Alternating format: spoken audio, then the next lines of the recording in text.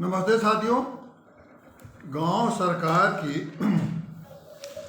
149वीं कड़ी में मैं आज आपसे बातचीत करूँगा। और ये 49वीं कड़ी में 48वीं कड़ी में, और ये आज का जो विषय है वो ग्राम पंडित भूम। ग्राम पंडित भूम का पहले पिछले वाले कड़ी में मैंने चर्चा आपसे की थी ग्राम पंडित कृषि की, और इस बार ग्राम पंडित भूम की चर्चा करेंगे। ये संविधान का जो अनुच्छेद वो अनुसूची 11वीं है, जिसमें 29 विभागों का अधिकार गांव पंचायतों को दी गई है, उसमें यह आइटम नंबर 2 क्रम संख्या 2 पर है कि ये विषय ग्राम विकास और वो ग्राम भूमि विकास, उसका भी है जो सूची है उसमें तो कृषि दिया गया पहला, और दूसरा है भूमि सुधार का कार्यान्वयन, मतलब भूमि विकास, भूमि सुधार का कार्यान्वयन, चकबंदी और भूमि संरक्षण। तो एक तरह से ये विषय है कि भूमि का विकास और भूमि का संरक्षण और उसे भूमि संबंधित जितने विषय हैं वो समझ लीजिए कि भूमि मुख्यतः भूमि से ही ये संबंधित है। इसीलिए हमने कहा कि इसका नाम दिया है ग्राम पंडित भूमि।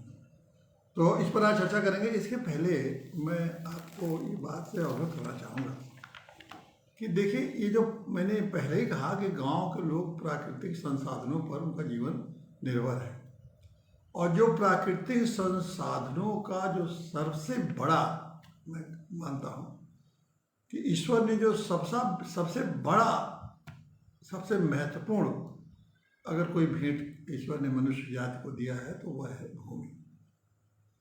भूमि से प्राकृतिक संसाधन के रूप में ईश्वर ने एक भूमि ही सबसे बड़ा, एक तरह से मैं कहता हूँ कि ईश्वर की भेंट है। और इसीलिए अगर गाना आपने कभी सुना होगा किसी फिल्म में कहा कि वो मेरी जो भूमि है, जो वो है मिट्टी सोना उगले सुगले हीरे मोती, वो गाना है ना कि मिट्टी मेरी सोना उगले उगले हीरे मोती। तो ये वास्तव में ये दो मिट्टी है ना, जिसको भूमि कहिए या मिट्टी कहिए, तो ये वास्तव में ये सोना और हीरे मोती उगलती है। और ये मनुष्य के आप कल्पना भी नहीं कर सकते हैं कि जो कृषि कर रहा है, जो कृषि पर आधारित है, वो बिना भूमि के उसकी जीवन निर्वाह हो सकता है, उसकी आप कल्पना भी नहीं कर सकते। लेकिन इधर आप देखिए कि विकास के नाम पर जिस तरह से भूमि का बर्बाद किया जा रहा है, विनाश किया जा रहा है, कहने को तो विकास किया जा रहा है लेकिन विनाश किया जा रहा है। और वो विनाश का एक दो नमूने हैं। एक तो जो खेती योग्य तमाम भूमि है उस पर चौड़ी चौड़ी सड़कें बनती चली जा रही हैं अनावश्यक रूप से। केवल ये उन लोगों के लिए है जो शहरों में मुख्य रूप से रहते हैं, चौड़ी चौड़ी, खूब चौड़ी चौड़ी, 6 लेन 8 लेन फ्लाई ओवर, ये ओवर ये बड़ी तेजी। और दूसरा विनाश हो रहा है, उसमें बड़ी बड़ी अट्टालिकाएँ खड़ी कर, जो किसी के लायक भूमि है उन पर तमाम अट्टालिकाएँ खड़ी हो रही हैं शहरों में।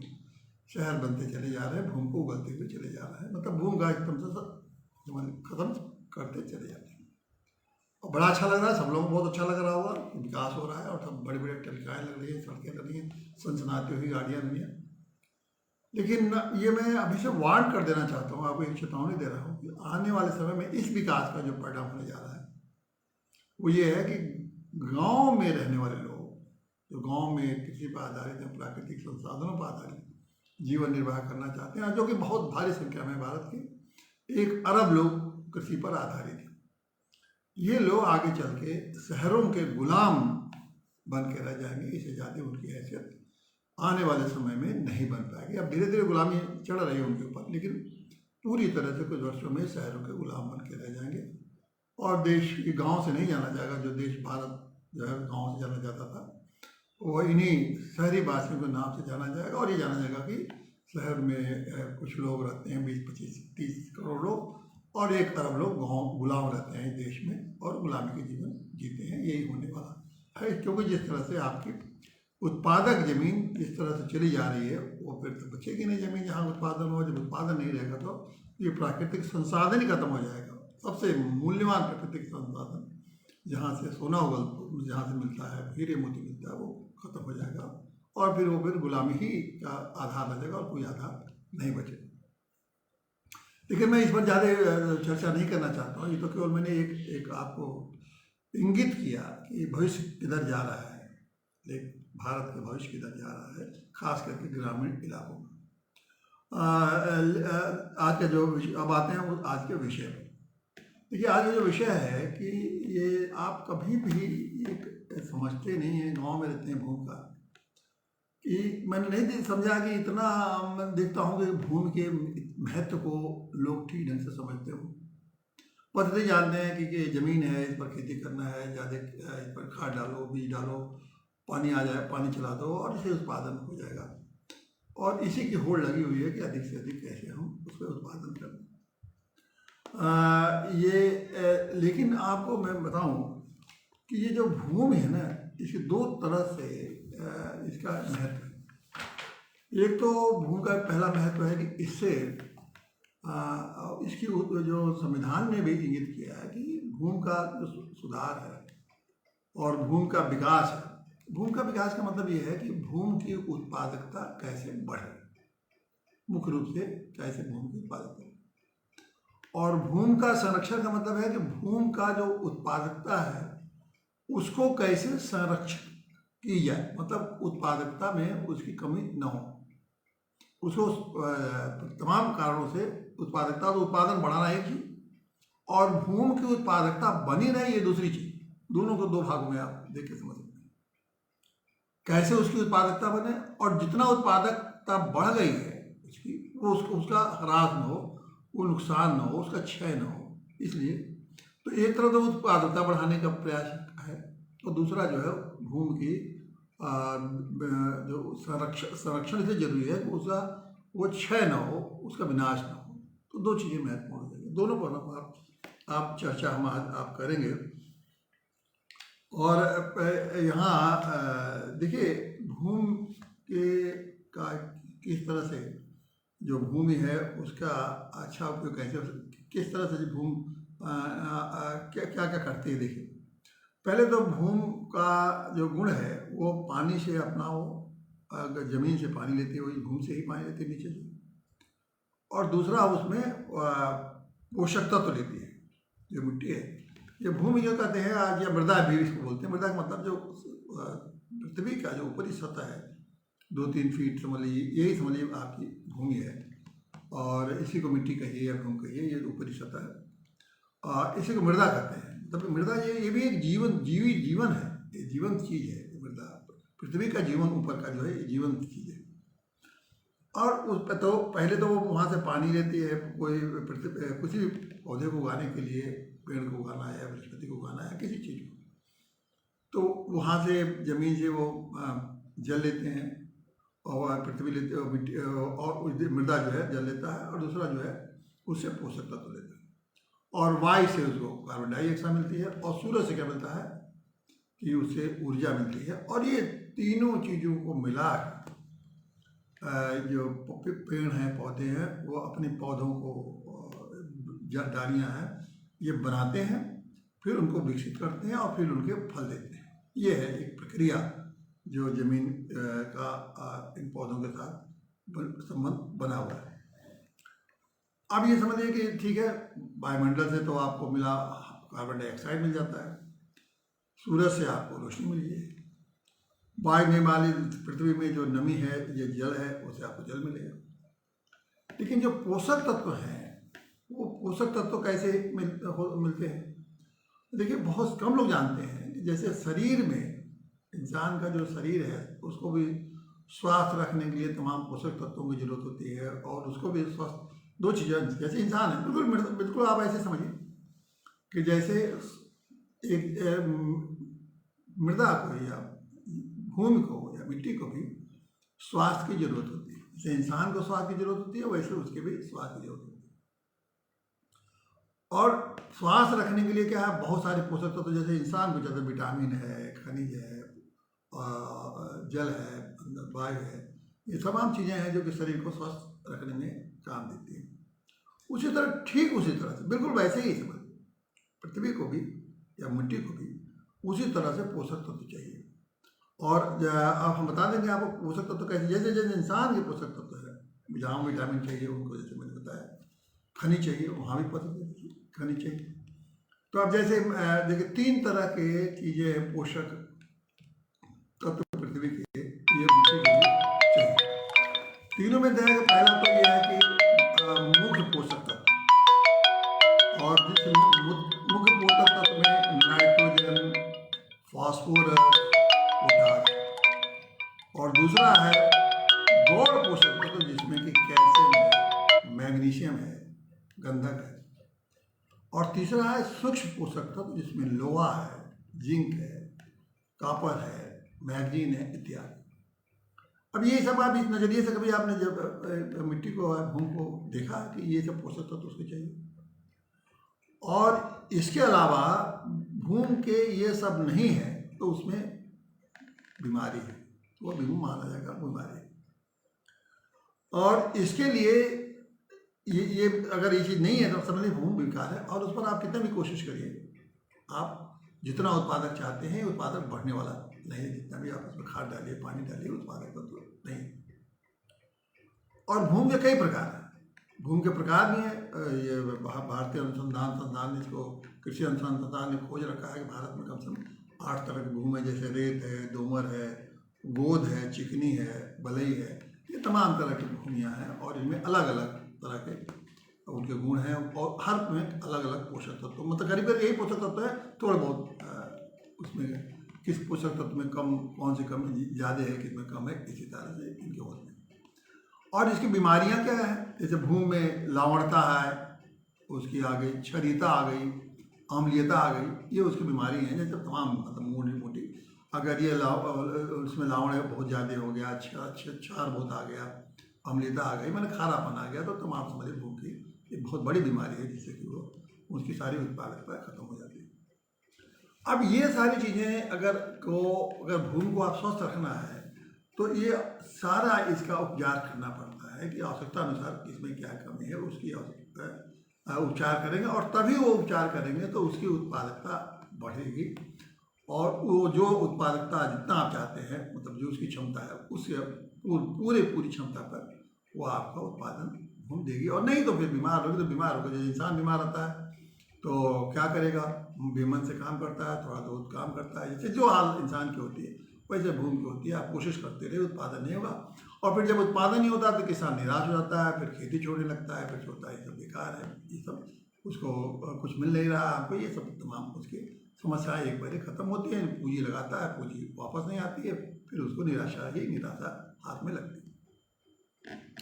अब इन चीज़ों के लिए देखिए, ये ऐसा नहीं है कि इस पर ध्यान नहीं दे, और भूमि को पे स्वास्थ्य को रखने के लिए सरकारों ने इस पर बहुत ध्यान दिया। ऐसा नहीं है कि हम पहली बार ये बात कर रहे हैं, बहुत दिन से चल रहा है। और अभी तो ये मृदा स्वास्थ्य कार्ड सरकार ने जारी किया है, और मृदा स्वास्थ्य कार्ड में जमीन का स्वास्थ्य, मृदा स्वास्थ्य कार्ड में मिट्टी की स्वास्थ्य कैसे रखा जाएगा, और उसके लिए उन्होंने एक इंटरनेट पर आप देखेंगे कि ऐप बनाया है, उस ऐप पे जाइए अपना और देखिए कि कैसे उसमें आपको रजिस्ट्रेशन कैसे करना पड़ेगा। आप स्वास्थ्य कार्ड अपनी ज़मीन के बनवाइए, और मुफ्त में जहाँ भी जांच कराना हो ज़मीन के बारे में जांच। ये जो चीज़ें जो मैंने बताया कि ज़रूरी है तो स्वास्थ्य के लिए, तो ये जांच से पता लगेगा ना, आप तो थोड़ी समझ जाएंगे कि ये जांच, अगर जांच नहीं होगा तो उस चीज़ों को पता, इंसान को है किसकी कमी है, कैल्शियम की कमी है, विटामिन की कमी है, कि खनिज की कमी है, या सोडियम की कमी है, तमाम जांच होती रहती है। और उस तरह ज़मीन की भी जांच उसी तरह होगी, और जांच के लिए उन्होंने व्यवस्था बना रखी है। और उसके जमीन जैसे इंसान के लिए स्वास्थ्य कार्ड बनता है, उसी तरह से ज़मीन के भी स्वास्थ्य कार्ड उसी तरह से बनते हैं, और उसी तरह से उपचार, उसके परीक्षण के लिए केंद्र बने हैं, और उपचार के लिए भी केंद्र बने हैं, परीक्षण के लिए भी, उपचार के लिए, दोनों केंद्र बने हैं। और देखिए ज़मीन की मिट्टी की जाँच, उसको मृदा कहते हैं, जहाँ मैं मिट्टी होगा, ये मिट्टी की जाँच के लिए आप करीब करीब देश में हर जनपद में इनकी मिट्टी जाँच के केंद्र हैं, परीक्षण केंद्र हैं, वहाँ मुफ्त में जांच होती है। कोई या बहुत थोड़ी बहुत होता होगा तो 5-7 रुपया वहाँ मिट्टी की जांच हो जाता है, और उसमें सारी बातें बता दी जाती हैं कि ये चीज़ें इसमें कमी है। मिट्टी की जांच के लिए प्राइवेट स्तर पर भी लोग अपने अब लैब खोल रहे हैं। प्राइवेट लोग अपना प्रयोगशाला खोल रहे हैं, उसमें मिट्टी की जांच होती है। अब किट भी आ गए हैं, सरकार ने ऐसे कुछ कंपनियों को देख कह के किट भी बनवाया है कि कोई व्यक्तिगत रूप से अपनी मिट्टी की जांच करना चाहता है तो वो किट खरीद के जांच कर सकता है कि क्या कमी है। और इस तरह से जांच करने से देखिए कितने फायदे हो सकते हैं। जांच करने से क्या फायदा होता है कि आपको पता लग जाएगा कि कौन सा विकार है, उसमें कौन सी कमी है। दूसरा, कौन सी मिट्टी में कौन सा पोषक तत्व की कमी है। और तीसरा यह है कि किस मिट्टी में इस पोषक तत्व से कौन से खाद आपको उसमें डाले जाने चाहिए। देखिए सामान्यतः क्या होता है कि सामान्यतः आप जमीन में जानते हैं कि नाइट्रोजन डाल देते हैं, फास्फोरस है, पोटास। गाँव में क्या बहुत इसका मशहूर है कि नाइट्रोजन, फास्फोरस, पोटास खाद डाल दो और पानी चला दो, बस उत्पादन नहीं। ऐसा नहीं है, हर चीज़ का संतुलन बना के। अगर मिट्टी की जांच है तो सारी, ये नहीं कि हर चीज़ खाद उठा के आपने NPK जो कहते हैं बड़ा चला हुआ है कि नाइट्रोजन, पोटास और फास्फोरस, यही बड़ा मशहूर है NPK वो डाल दो। ऐसा नहीं है, उसकी जरूरत नहीं है आपको। अगर नाइट्रोजन की नहीं कमी है तो क्यों NPK डालेंगे। फिर जो चीज़ें चाहिए है उतनी ही डालिए। तो एक संतुलन जब बना रहेगा तो मिट्टी की स्वास्थ्य बहुत अच्छा रहेगा। और जब स्वास्थ्य होगा तो निश्चित रूप से उसकी उत्पादन क्षमता बढ़ेगी। और फिर वो जो जितना जरूरत है उतना अगर डालेंगे तो इसके लिए तो इन जो रासायनिक खादों के अलावा इन चीज़ों की पूर्ति अन्य प्राकृतिक संसाधनों से भी हो जाती है। फिर आप जानेंगे कि प्राकृतिक संसाधन कौन सा है। कभी पत्तियां हैं, कभी खाद है, गोबर खाद है, कभी सड़ी हुई चीज़ें हैं, फिर तमाम बन रही हैं उनसे जिनको कि कीटनाशक बहुत सारी चीज़ें हैं जिसमें कि आप रासायनिक चीज़ें न डालिए, प्राकृतिक चीज़ों को सड़ा के और बना के गला के उसको बन रही हैं, उनसे इस्तेमाल करिए जैसे की जा सकती है। तो ये जानकारी जब हम होगी तभी तो ये करेंगे। अब ये परीक्षण, लेकिन मैं ये सबसे बड़ा सवाल ये पूछता हूँ कि आप ये जानते ही नहीं कि आप की मिट्टी के स्वास्थ्य एक बहुत जरूरी चीज़ है और उसके स्वास्थ्य को हम ऐसे जान सकते हैं कि उसमें कौन से पोषक तत्व चाहिए और कौन सी भी मिट्टी में खराबी लग गई है, ये जानकारी रखनी। अब ये जानकारी है ही नहीं। अब जब जानकारी है नहीं तो फिर कोई बताइए गांव में कितने लोग हैं जो जान सकते हैं और कितने लोग हैं जो ज़मीन का परीक्षण करवाते हैं नियमित रूप से, और कितने लोग हैं जो कि आपको बता सकते हैं कि इसमें ये चीज़ें चाहिए और चीज़ें हैं। जिले स्तर पर है तो जाइए तो कुछ लोग जाते हैं, कोई मिलता है कोई नहीं मिलता। जैसे मैंने सरकारी तंत्र का है, मिट्टी वाला नहीं मिलेगा, जांच भी दे देगा, तो क्या करता है वास्तव में, जांच करता है कि नहीं करता है, वह लिख देगा। कैसे जो आपसे कह देगा कि आप सैंपल लाइए, सैंपल लाने का आपको ढंग नहीं है, मिट्टी का सैंपल लाने का तरीका ही भिन्न है, वो एक विशेषज्ञ रूप से सैंपल लिया जाता है। उस तरह से अगर सैंपल नहीं लेंगे तो जाँच की रिपोर्ट, जैसे यही है इंसान का, अगर ठीक ढंग से ब्लड ले लिया गया, ब्लड 4 दिन के बाद टेस्ट किया गया और रिपोर्ट बिल्कुल नहीं आएगा। 4 दिन के बाद अगर आप उसको ब्लड टेस्ट कराएंगे, ब्लड पड़ा हुआ 5 दिन बाद, तो वो रिपोर्ट नहीं आना, फर्जी, वो बिल्कुल गलत रिपोर्ट देते हैं। और यहाँ देते ही हैं। अब यहाँ तो जब इंसानों के साथ मजाक हो रहा है तो मिट्टी के साथ तो मजाक होता ही होगा, होता ही है। वो तो कोई ध्यान नहीं है, उसको समझते ही तो बेकार। हम सबकी मानसिकता है कि बिल्कुल फालतू चीज़ है, इसके नहीं, बस ये NPK खाद डालो, पानी छिड़ा दो, खेती बस क्लास होने लगेगी और किसान बिल्कुल लुटता चला जा रहा है जानकारी। तो ये उत्पादकता बढ़ाने के लिए मैं संक्षिप्त में बता रहा हूँ। वैसे मिट्टी के बहुत विस्तार है, आपसे इतना जानिए, लेकिन हम मोटी चीज़ें कि अगर ये केवल परीक्षण के ही उद्देश्य अगर देंगे तो गांव में इसकी कोई न क्या किसी को ज्ञान है, न मिट्टी के स्वास्थ्य के ज्ञान है, और न मिट्टी का स्वास्थ्य कार्ड किसी के पास है, और न नियमित उसका परीक्षण है, और न उन्हें मालूम होता है कि कैसे हम अपने खेत को, जमीन को, मिट्टी को कैसे हम हमेशा स्वस्थ रखें ताकि अधिक से अधिक उत्पादन दे सकें। पहले जानते थे, पहले हम नहीं कह रहे कि सब कुछ जानते थे, बहुत चीज़ें जानते थे लोग, और अपने वो प्राकृतिक ढंग से जानते थे, रासायनिक चीज़ों से नहीं, प्राकृतिक ढंग से, प्राकृतिक पौधों से, पेड़ों से, घास से वो अपने ज़मीनों को, मिट्टी को ही स्वस्थ रखने की कोशिश करते थे, काफ़ी हद तक कोशिश करते थे। अब ये तो हो गई उत्पादकता। दूसरा ये देखिए, दूसरा जो पक्ष है कि उसकी जो विनाश है, जो मिट्टी का जो विनाश है, जो उसका संरक्षण नहीं हो पाता है, तो उसको जो वो भी नियमित रूप से चलता है। ज़्यादा खाद डालेंगे जमीन निश्चित मिट्टी खराब हो जाएगी।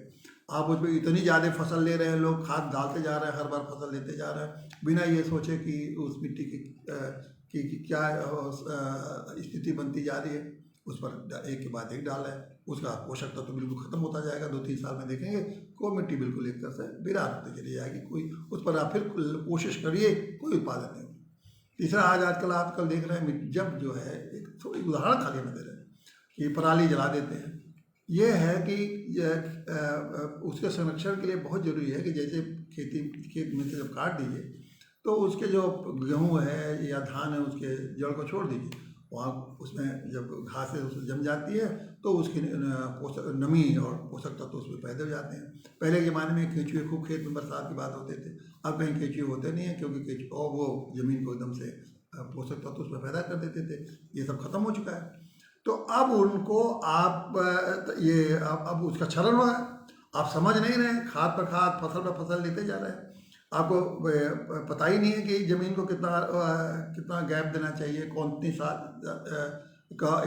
सा फसल लेंगे तो इससे उसका पोषक तत्व जो खत्म हुआ है वापस आ जाएगा। उसका चक्र का ज्ञान नहीं है, क्योंकि ज़मीन से अगर ये होता है कि एक फसल बनाए उससे आपको जो पोषक तत्व खत्म हुआ दूसरी ऐसी फसल डाल दें कि उसका पोषक तत्व बढ़ जाए।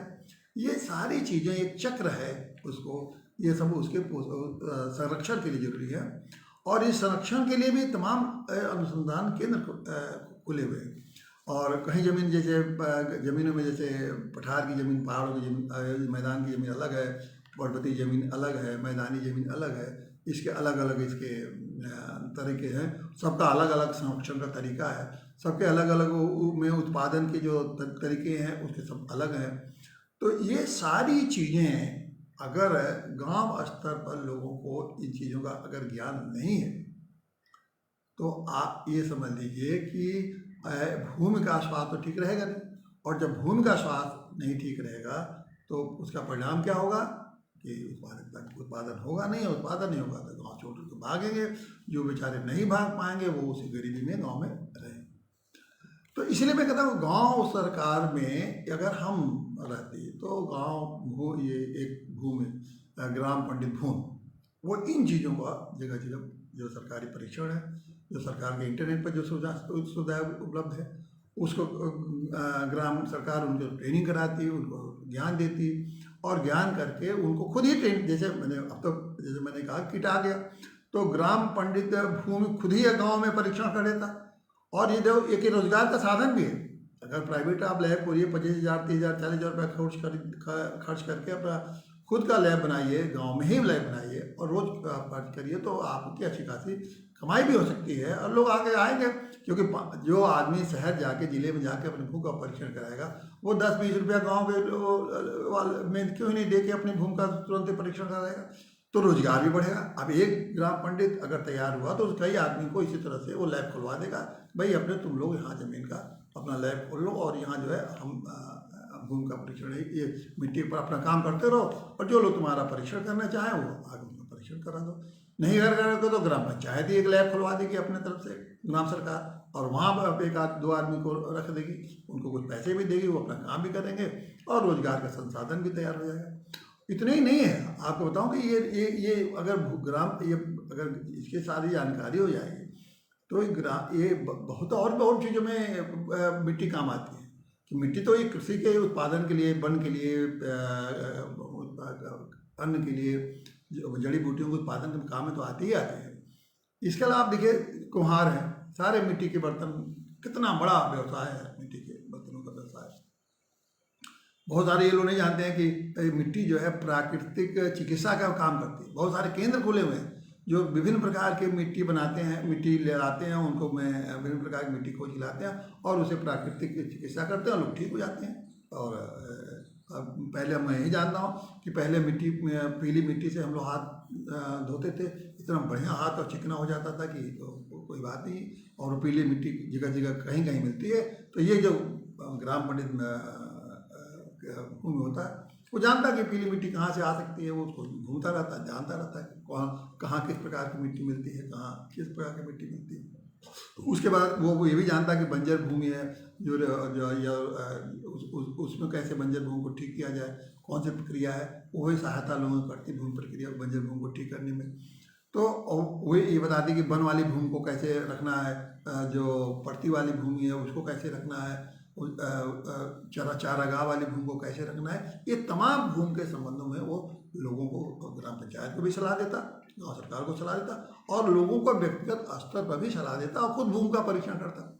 और जब भूमि का परीक्षण करता तो वो कार्ड खुद गांव में, क्या जरूरत है गांव में कार्ड बनाने के लिए, शहर में जिले में जा जाकर हम कार्ड बनवाएं, कार्ड के पीछे हर गांव में खुद ही कार्ड सबका बना देता और हर व्यक्ति का वो भूमि का अपना स्वास्थ्य का कार्ड खुद बना के देता और उसी पर लगातार वो अपनी उसका लोगों को सहयोग करता।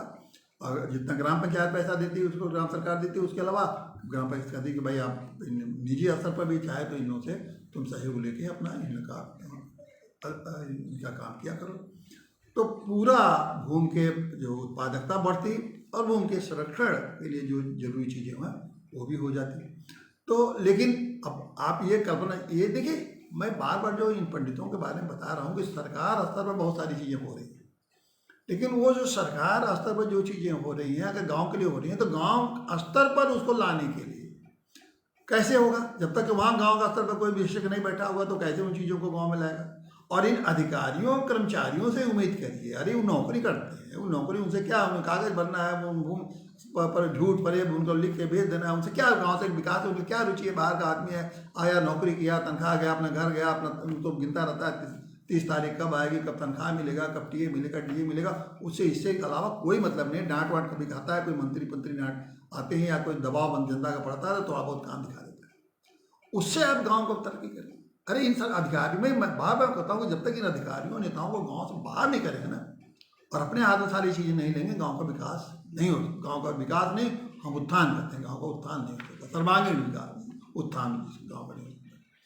तो ये जो ग्राम पंडित भूमि है इसकी कितनी बड़ी महत्व, वो आय अपना खुद भी गाँव के लोगों को एक एक मिट्टी, एक एक गाँव की खेती का उत्पादकता बढ़ाने में कितना बड़ा सहयोग कर सकता है, अपने रोजगार लिए सृजन कर सकता है, लोगों को, तमाम लोगों के लिए रोजगार सृजन कर सकता है। और गांव में फिर वो किसी चीज़ की ये महसूस नहीं होगा कि हमें गांव का उत्पादन नहीं हो रहा तब गांव का चीज़ छोड़ के बंद। उसी तरह संरक्षण में भी आता है कि कैसे जल का संरक्षण किया जाए। जब हम भूमि संरक्षण की बात करते हैं तो जल का संरक्षण करते हैं क्योंकि जल बहुत महत्वपूर्ण बात है।